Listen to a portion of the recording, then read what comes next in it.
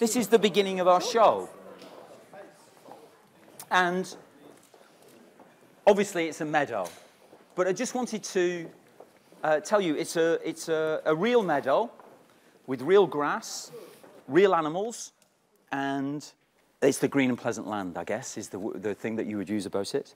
And it's actually, it's something that we're very proud of. When you sit down and start to think about what is it about the show, what is it about the ceremony that you want to actually do, you sit down 2 years ago with a blank sheet of paper, and you begin with a kind of certain philosophy, which I think is probably common to a lot of these shows, which is you think, what were we? Where have we come from? You know, what's the heritage, the historical? What are we now and where are we going? And on that journey, what are the values that we hold true and we want to, you know, hold up as being valuable, really? So we begin with a green and pleasant land, really. And how it'll be used throughout the show is, as I said, no longer a secret, but it is a puzzle about quite how it will be used, you know, to develop the show as it goes on. Let me tell you a little bit more about it. So we obviously this is our green and pleasant land, and as I said, there's a real cricket game that's going on, and real animals that are using the land. And this is Glastonbury Tor. This is a representation of Glastonbury Tor. But unlike the Tor itself, we have an oak tree on the top of it.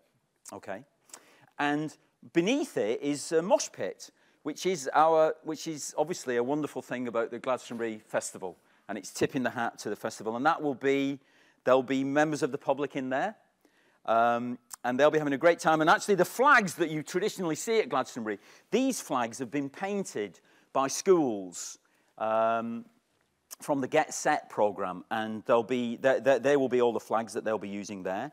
And at the other end is another mosh pit. These are standing room only seats, if you like, so it's wrong to call them seats, it's standing room only. And at the other end is initially, perhaps, only initially, a slightly more civilised approach, which reflects the last night of the proms, really. So it's much more about, but there's two, and we hope they'll do battle, those two mosh pits, if you like.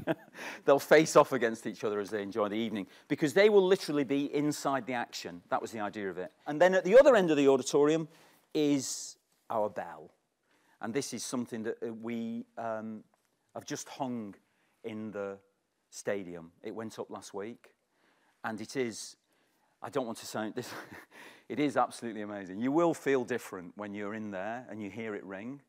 It's something that's kind of, it's the largest harmonically tuned bell in the world.